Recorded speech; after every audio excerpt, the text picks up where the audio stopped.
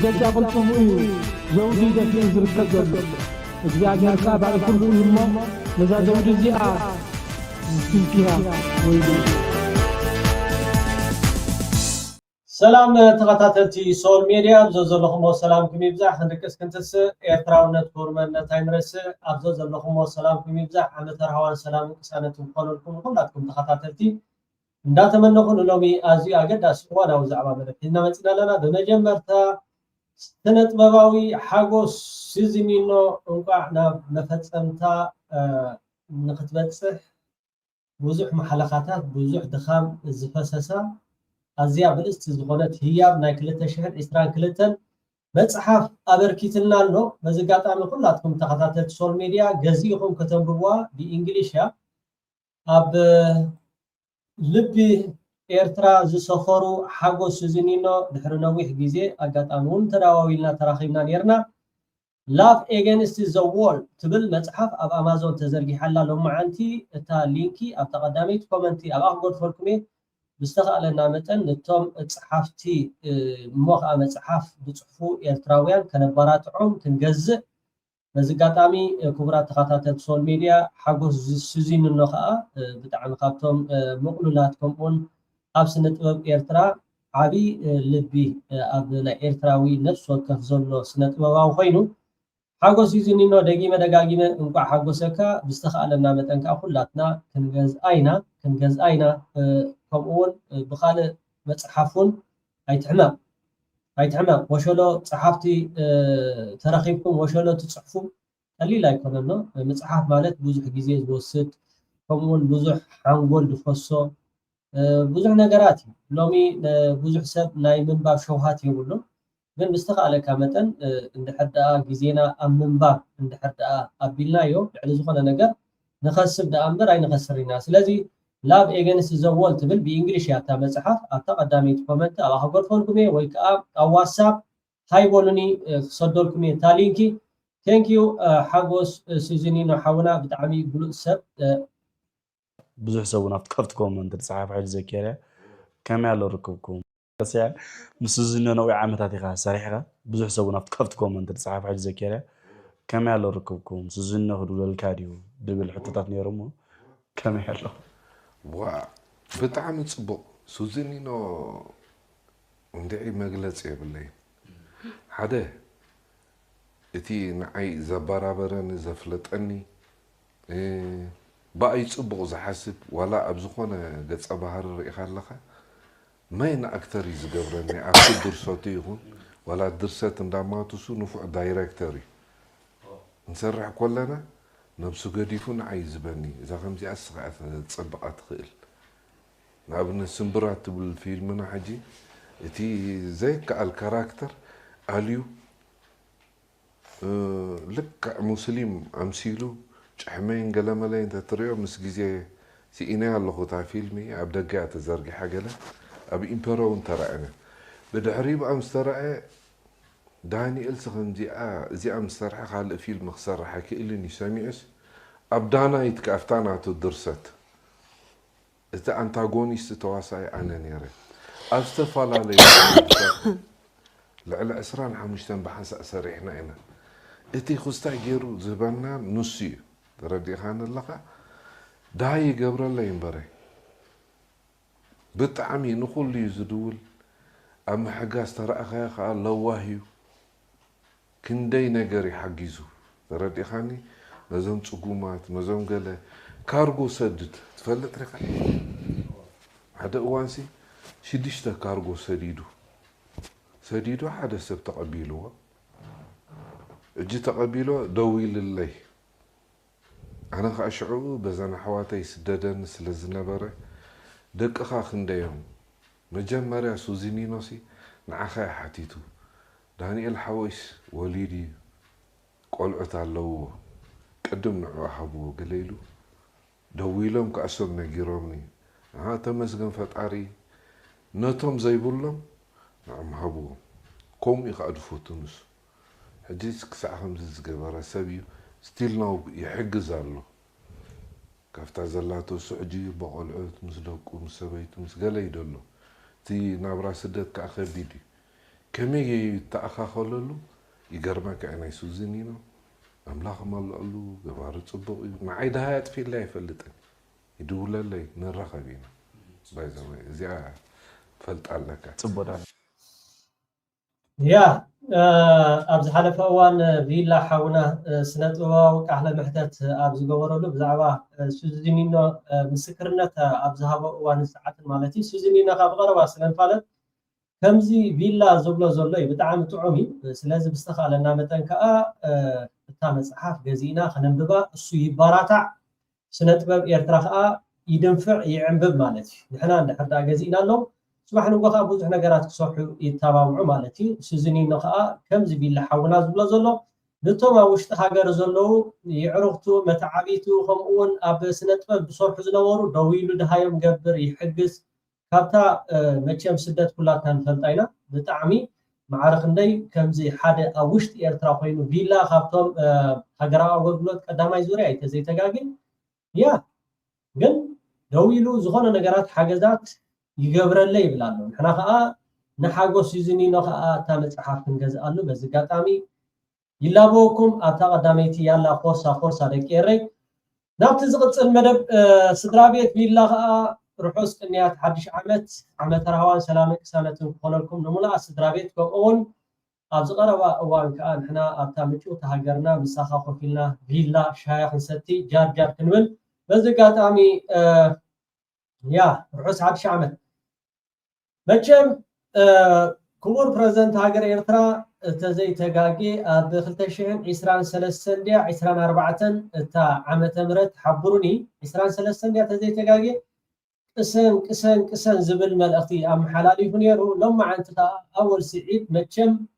بركخا يتصنع إلكم مرق لك أول سعيد حاونا عمتر هوان سلاما كسانة خنالك بسمولا سدرابيتك أبزغر بأوانك بحنسا ترخيبنا في التشعب إثراش ديشن كلاتنا زم أب دياسفورا زلنا أبتا متشوتي هاجرنا بحنسا جار كنبل كلاتكم كأبزوزر لكم وسلام ويفزح حساب نبوكم يسمروا لكم قنيات حدش عمتي ومغا أول سعيد أمسيلنا زولو أبي أحمد ليتن معالت نفكر بطوم ناتو جنرالات مولو كونريلات سابقومي دحانجن مدنقار كيفتر سابقومي جنرالات كونريلاتن بوم يروح وحبنا وعل كوت بريزنت هاجري يترخى قصون سأقم زولو يكونن كل نقر أبوسط آتي بلالمو هو بريزنت هاجر إيرترا أتو سياسة خلقها كسانة هابكا مسمولا أسدرابيت كها عمت رهوان سلام كسانة خلقها بزقاتامي كسانة هابكا مو العلي زغانا نقر كسان إن حردائل قسانة أول 4 شغوبية ود بشاشاون بهزبي إثيوبيا تراي زي كونه بوغنا يابز غربا معلتات مسكبور بريزيدنتي كرخب عد الرخيبة نيرة أفتحت صار إعلان نزانا يقل سبات حطو وصاب بلالو بفخرا ود بشاشا سقفتا زحدرو سبات هالو بمغنيات حدش عمت كمزا عينت سقفتا وم سبات بحفش شاد ما نهزبي إيرترا انتاي ملأخت لكا كبور بريزيدنت إليو تملسو حد صار يانيرا نهزبي إيرترا قسن بلو قسن اتن فيدلات سلستين ملأختن عميقي عبيت عزبتي لعل بقعد زحمرتو سلايا وحبريتان ودعوتن تانن زما بقسي يقزيف ملأختي لك كنت زي كنتيتو تخدينو التحمشة شغوبية ود بشاشاون بهزبي إثيوبيا تراي زي كونه بكل هزبتات الزوبا تفنفينو ارتفشال كنتيتو تمنتلو او ودكات يركب سلازي انتم ود بشاشانا بإيرترا كينات كي خفت سقات زلكم كبور بريزيدنت هاجري قسن إلكم الله قال بقالا إذا أمالي يجريات الله إلكم الله حزب إيرترا قسن إلكا ملأخ تحلف الليل نلو كم زلاتا تقبلوا رؤوس حدش عمت نملا حزب إيرتران ملا قربا بالتنان ملا علمن عوت لحفاش يغني لنا أول سعيد حاونا مسار حتغا كورات تغاتاتلتي مچم سرعات بلصقنا معرخندي أكبدوم آتيوم كمزولو حيثات مكلخات إيرترا خمخا الشعبية جنرالات فمون ኤርትራውያን በቲ ዘካይድዎ ዘሎ ናይ ማሕበራዊ ሚድያ ከዓ በዝጋጣሚ ንኩላትኩም ነጠፍቲ ማሕበራዊ ሚድያ ብጣዕሚ ጽቡቕ ስራሕኩም ትሰርሑ ዘለኹም ክብለኩም ይደሊ ማለት እዩ ስለምንታይ ንዝብል ሕቶ ከዓ ኣብ ትዊተር ብጣዕሚ ዳርጋቲ ዓብላልነት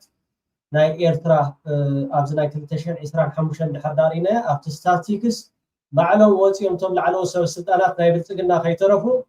ኣብ ሚድያ ኤርትራውያን በሊጾምና ክብሉውን ተዛሪቦም ነይሮም እዮም ስለዚ በዚ ከይተዛነና ከምኡውን እቶም ተኸታተልትና ሳብስክራይብ ብምግባር ኣብ ትዊተር ብምኻድካ ትዊት ሪትዊት ብምግባር ኩሉ ግዜ ጸላኢ ለይትን መዓልትን ከይደቀሰ ስለዝሓድር ንሕና ከዓ ክንዛነ የብልና ንሕና እውን ክንብል የብልና ክንዘናጋዕ የብልና ካብቲ ዘለና ናይ 2025 ብዝበለጸ ከዓ ኣብ ጽቡቕ ስራሓት ተዋፊርና ኩላትና እጃምና እንድሕር ዳ ጌርና ጸላኢና ኣብ 2026 ዘብቅዓሉ ግዜ ይኸውን ጎኑ ጎኑ ከዓ ናይ ልምዓት ከምኡኻ ናይ ህንፀት ኣብ ኤርትራ ተስፋታት ስለዘሎ በዚ ጋጣሚ ከዓ ኣብ ዝቕፅል መደባትና እውን ክንሕብር ኢና ማዕረ ክንደይ እታ ኢትዮጵያ ትበሃል ብመን እያ ትምራሕ ደላ እንድሕር ዳ ኢልና ኣነ እንስሳ ይሕሹ ኾን እዮም እንስሳ ኸማን እንድዒ እንስሳ ስለዝኾኑ ኸማን ሓደ ግዜስ እወን ሞጋሴ የድልዮም እዚኣቶም ግን ጉዳዮች ላይ ትኩረት አድርገናል። አሁን ወደ ዕለቱ ዜና እናመራለን። ከወራት በፊት የኢትዮጵያ ፌዴራል መንግስት ባለስልጣናት በአሰብ አቅራቢያ ቡሬ አካባቢ ጉብኝት ማድረጋቸውን ተከትሎ የኤርትራ ሕጂ ክቡር ፕሬዚደንት ኢሳያስ አፈወርቂ ብዘይ ምክንያት አይኮነን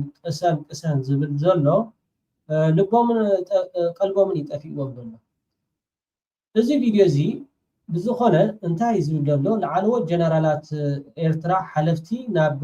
ዓሰብ እናኸዱ ዘርኢ ቪድዮ ገለ ብምባል ይዘርግሕዎ ዘሎ እስከ አድርገናል። አሁን ወደ ዕለቱ ዜና እናመራለን። ከወራት በፊት የኢትዮጵያ ፌዴራል መንግስት ባለስልጣናት በአሰብ አቅራቢያ ቡሬ አካባቢ ጉብኝት ማድረጋቸውን ተከትሎ የኤርትራ ጦር አዛዦችም ወደ አካባቢው መጓዛቸው ታውቋል። ዘግይቶ ይፋ በሆነው በቪዲዮ የተደገፈ መረጃ መሰረት የኤርትራ ሰራዊት ጠቅላይ ኤታማዦር ሹም ጀነራል ፊሊጶስ ወልደማርያምና የቀድሞ መከላከያ ሚኒስትር ጀነራል ስብሐት ኤፍሬም ከሌሎች ከፍተኛ የጦር አዛዦች ጋር በመሆን በአነስተኛ አውሮፕላን ወደ አሰብ መጓዛቸው ተመልክቷል። በሄሊኮፕተሩ ላይ ጭምር ካርታ እያነበቡ የሚጓዙት የጦር አዛዦች መድረሻቸው ሳይታወቅ የተቀረጸው ፊልም የተቋረጠ ሲሆን ጉዟቸው ወደ አሰብ መሆኑ ግን በጽሁፍ መግለጫ ተመልክቷል። ናብ ዓሰብ እዮም ዝኸዱ ደሎ እዞም ጀነራላት ፍሉጥ እዩ እቲ ኩነታት ኣሻቂልዎም ስለ ዘሎ ናይ ግንባር ዓሰብ ዘሎ ናይ ቡሬ ብምባል እዩ እዚ ቪድዮ እዚ ስውእቲ ተጋዳሊት ካብቶም ላዕለዎት ሰበስልጣናት ናይ ኤርትራ ጽጌረዳ ወልደገርጊስ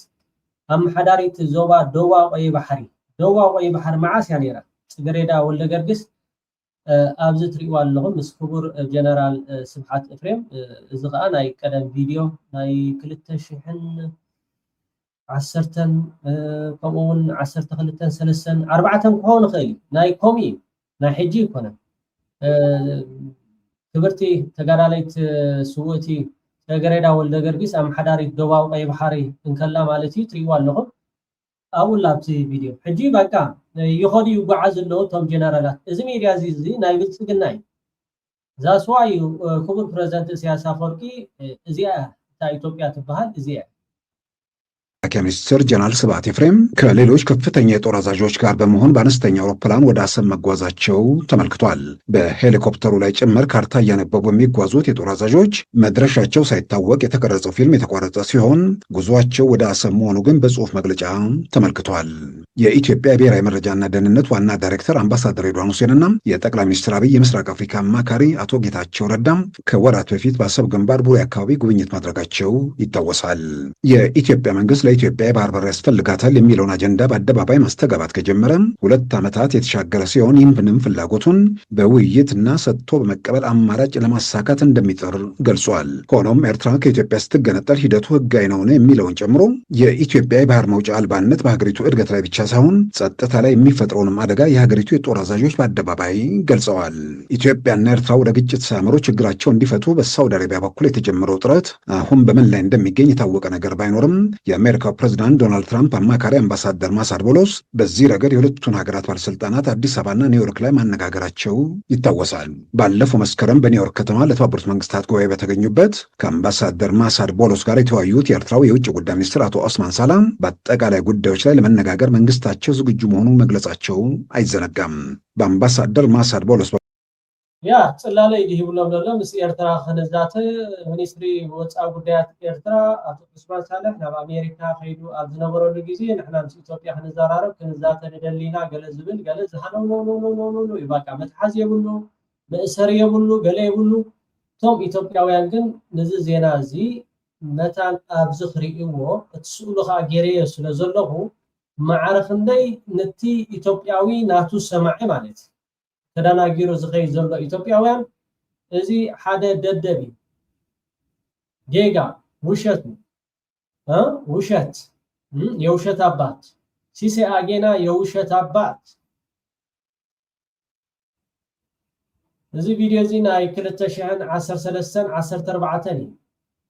ከም ናይ ሕጂ ጌርካ ጀነራላት ኤርትራስ ንብልጽግና ፈሪሖም ገለስ ናብ ዓሰብ እንዳኸዱ ገለገለ ዝበሃል ነገራት ዘይኮን ነገሪ ብዙኾነ ትወረ ከምዚ ዘሎ ويت أوجوجمو نتأول 4 عندي أبكيلاتات زسفرم فلوي حيل ملشان زي كونه نتي بإزتات زقوم سراوي جولا كجت ملو زخل قمناي ودينو زلو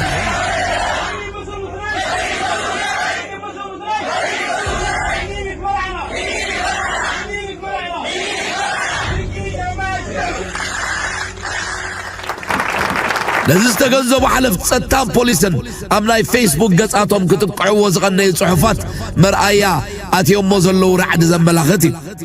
نابلو كنتات كل العفار مستن ملس نما كابز خفئه نابز بقى سمبر كم حي شايكا على زل سبب سلطان كلاو منقستن سدرا بيت أول 4 عندين ودكات بلصقنا زي ترف مخانو قد تجنزيمهم كاب قدم استفلي قبل شو ناتوافيرو من رأي اللو عس محمد أركايتو ناقرة عسا كبيري مصطفى ود أول عرب أزركبوهم أب دبي تركن تايلاندن كقبرو وزقنايو كاب عين سلايات امدوس تخولي يكونن أوش تاقر دما استفل علي أبايتن تكالاتن أم عنداك يوم زلو عبدو موسى كنتيبا سمرا لوغيا ب140 مليون بر عسى محمد ب125 مليون حسن علي سادما ب125 مليون أبدي ساما زعدقوا عبايت تمتكاسي كال ب LLR بزبال مقستاو تكال الزرع نمقب انسسا زوعل سعري كندن تريت بودون أول 4 دي ناوت اي اكسبورت قبرالو أبجيزي حج سيوم أول استسرع ستاديوم استرفع شو حتى شحتون حتساوين من أبي شيطوه كاب عين استخول يكونن كل العفار مبار أول 4 عندين سدرا بيتون كومون ما أبزوريا أول 4 زلو سبا سلطانن سبا هابتن ببو قونم كم تعس لزابق سقا آزمن شتوا سمحت لام يا خوينا زلا ስለዚህ ሲሳይ አጌና ታ ኢትዮጵያ ትላ ዘለኻ ከምዛ ኣወል ሓውና ክገልጽ ኣድጽንሕት ያ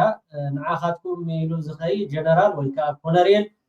ናብ ግንባር ዓሰብ የለን እዞም ብዝተፈላለየ ኣጋጣሚታት እዞም ትሪእዎም ዘለኹም ኣብ ስክሪን ብጣዕሚ 9 ኣባላት ፍሉይ ሓይልታት كل عفار من إرترا أتيمالو زمن الشعات مكينة حيزم كمون مس نبرتهم مس أطواراتهم ناب إرترا 5 أتو يزحبر له زمن الشعات كابتهم ناي أب كل العفار زنبرو حيلتاتهم سلازي مستي أب إرترا زلو مسوت حويسهم أب تقربا معلتات تاخل العفار لك عفام كل التقراي كل الأمحرة ناس أخذ وطيا كمزي أول حونا خبلت صنحقا نعاقاتكم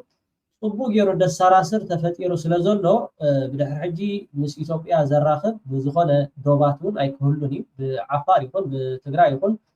بمحارا يكون باستفلالي بوتاتات ክትመጽሉ ትኹሉ መገድታት እንዳተዓጽዎ ይኸይ ስለዘሎ እዞም ሎማዓንቲ ኣትዮም ዘለዉ ከዓ ብሰላም ናብ ዞባ ደቡብ ቀይሕ ባሕሪ ኣትዮም ኣለዉ نابه عسبدا فالتن عفر الساماتن شنعد الدمادتن الكنارجه ممكن نقعد الدبولة تبليني لكن بيرة عيادم لأنه بيرة كا أبارو أعيد الدوهين كيرو بيتم بيرة نبارو سنامة متحة إلا دبعناها سنامة نكدوا كتارا منتم قالوا توهنا وأب زحلف وان بزعبا ناي أب كل العفار عمل كيتو حدا خابتهم ناي دنبعنا أب عفار زمدبرو بزعبا نابو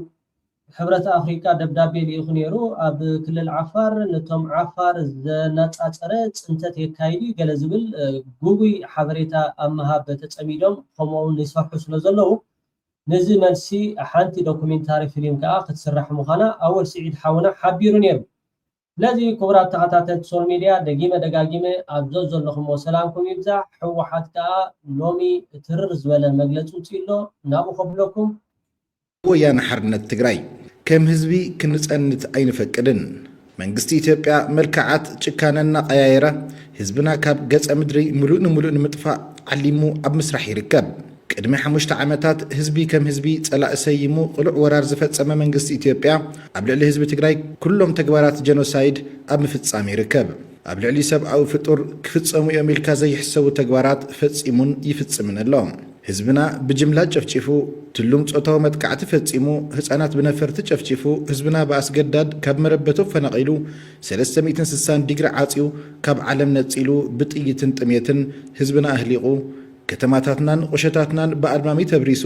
በሐፈሻ ኩሎም መልክዓት ጀኖሳይድ ፈጺሙ እዮም ሰላ ዘይጽዓድ ቃልሲ ህዝቢ ትግራይን ደላይ ሰላም ማሕበረሰብ ዓለምን ስምምዕ ፕሪቶሪያ ክፍረም እኳ እንተተገበረ እዚ ስርዓት ግን ህዝቢ ትግራይ ከም ህዝቢ ካብ ገጸ ምድሪ ምጥፋእ ዓሊሙ ዝተበገሰ ስለ ዝኾነ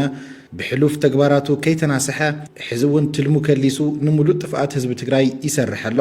በዚ እውን ኣብ ትሕቲ ምስ ካልኦት ዕጡቃት ተላፊኑ ዝወረሮ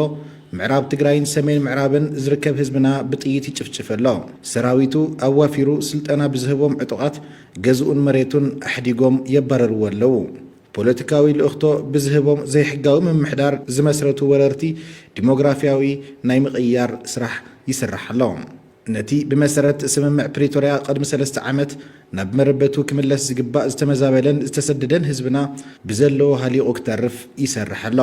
እዚ ብሞትን ስቃይን ህዝቢ ትግራይ ዘይዓግብ ጨካን ስርዓት ኣብዚ ሰሙን ብተጠቀምቲ ማሕበራዊ ሚድያ ዝተገበረ ጻውዒት ምድሓን ህይወት ዘይትርጉሙ ብምሃብ ህልቂት ህዝቢ ትግራይ ክቕጽል ይሰርሕ ኣሎ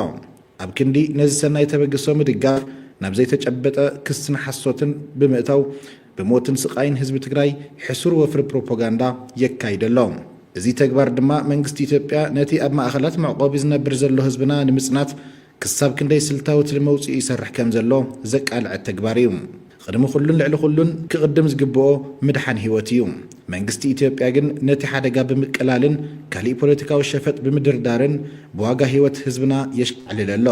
ነቲ ኣብ ኩለን ማእኸላት ዘሎ ዓጸቦ ክሒዱ እኹለ ቅርቦት ከም ዝተለኣኸን ኣብ ምሕደራ ዝተፈጠረ ጸገም ምዃኑን ብምምሳል ብልሙድ ባህሪኡ ንማሕበረሰብ ዓለም ከጭበርብር ፈቲኑሎ እንተኾነ ግን ኣብ ማእኸላት መዕቆቢ ዝነብር ዘሎ ህዝብና ዝወሃቦ ሓገዝ ኣዝዩ ዝተሓተን በብእዋኑ ድማ እናነከየ ዝኸይድን ዘሎ ኣብ ርእሲ ምዃኑ ንምንባር ዘድልዩ መሰረታዊ ጉዳያት እውን ካብተን ዝወሃበ ሓገዝ ዝማላ እዩ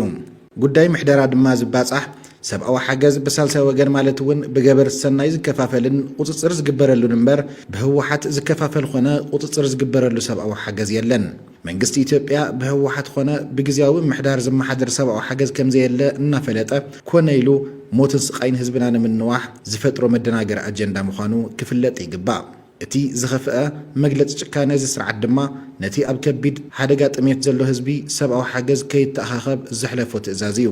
ማሕበራዊ ሚድያ ተጠቒሞም ሞትን ስቃይን ተመዛበላይ ህዝብና ንዘቃልሑን ሓገዝ ንዘተኣኻኸቡን ወለንተናውያን መንእሰይ ብዕሊ ብምኽልኻልን ዘተኣኻኸብዎ ሓገዝ ብምምንጣልን ኣረመናያዊ ጭካኑ ይፍጽመሎም ካብዛ ሓሊፉ ስቃይ ህዝብና ንምንዋሕ መንግስቲ ኢትዮጵያ ዝዓሰቦም ባንዳታት ኣካል ፕሮፓጋንዳ ስርዓት ኮይኖም ካብ ሓቂ ዝረሓቕ ሓሶት ክነዝሑን ነቲ ብመንግስቲ ኢትዮጵያ ድሒሩ ዝወፀ መግለፂ ከመቻችውን ጸኒሖም እዮም እዞም ዕድል ረኺብና ኢሎም ኣብ ዝኣመንሉ ግዜ ህወሓት ሰራዊት ትግራይን ግዜያዊ ምምሕዳርን ብምጽላም ህዝቢ ትግራይ ብዘይ ብሄራዊ ትካላት ብምትራፍ ኣደዳ ጸላእትን ንምግባር ዝሰርሑ ባንዳታት ሎሚ እውን ሞትን ጥሜትን ህዝብና ከይዓጀቦም እዚ እኩይ ተግባሮም ኣብ ምፍጻም ተጸሚዶም ቀንዮም እዮም እንተኾነ ግን እዞም ኣጀንዳ ተዋሂብዎም ዝኽድሙ ዕሱባት ኣልዒልካ መብርህ መሃብ ነቲ ህዝብና ኣትይዎ ዘሎ ሓደጋ ዘይምጥን ስለ ዝኾነ ኣብዚ ዝርዝር ጉዳያት ምልዓል ገዲፍና መንግስቲ ኢትዮጵያ ምስ ኩሎም ጸረ ሰላም ጉጅለታት ብምውዳድ ዝጀመረው ህዝቢ ትግራይ ካብ ገጸ ምድሪ ናይ ምጥፋእ ኣዋጅ ግና ኩሉ ሰብኣውነት ዝስምዖ ፍጡር ክግንዘቦ ይግባእ ንብል ትካላት ሰብኣዊ ሓገዝን ለገስቲ ሃገራትን ነቲ ዛጊድ ዝገበርክምዎ ሓገዝ ብሽም ህዝቢ ትግራይ እናመስገና እንተኾነ ግን እቲ ሓገዝ ኣዝዩ ውሕድን እናነከየ ዝኸይድ ዘሎ ስለ ዝኾነ ካብ ሞት ዝተረፈ ህዝብና ናብ መረበቱ ክሳብ ዝምለስ ሰብኣዊ ድጋፍኩም ክጠናኸር ጻውዒትና ነቐርብ ካብቲ ህዝቢ ካብ ሙሉእ ራእዮም ምን አትፈር ዓበይቲ ራእዮም ተደውረማ ደቂ ሰማዮም ዘለዎ እና ሕጂ ንሕና ዓድና ክንደሊ ዓድና ኢና ክንምለስ እንደሊ ህዝቢ ኻራዮ ኣብ ሙቐትን ኣብ ገለን ተደው ዘሎ ቼንዳ ምዕራባይ ምዕራብ ኮማ ይኮና ነርና ማዕሪዎ ገለም ዝቐድዎ ዘለው ሕጂ ንሕና ዓድና ከይድና እንደሊ ዛዓ ማዓስከ ዝመሰናኻ ኣይትሆኑ يا كبرات تخطات السول ميديا دقيمة دقاقيمة عامة رهوان سلام انقسانة مقولنكم من داتا منه زاني حاقو سوزينين حاولاقن يالا فرصة دكيري أتقداميت كومنتي أبا خبر فولكم إيدي إيدكا بمبال كاب أمازون كنغز آخب ونتالين كفترهوا تزيكيلكم ونسددلنا ولن يخصدولكم لذي كلاتكم دقيمة دقاقيمة سلامكم يوزاح صبو نعرف تجيزي سمت خونكم كا يمنا سسنا أمول جري ما بينا قدمو بينا حل مدافنا ما بينا ينبلي أبي عمبلي سهد أيربا إنك السيمودا ما بينا ينبلي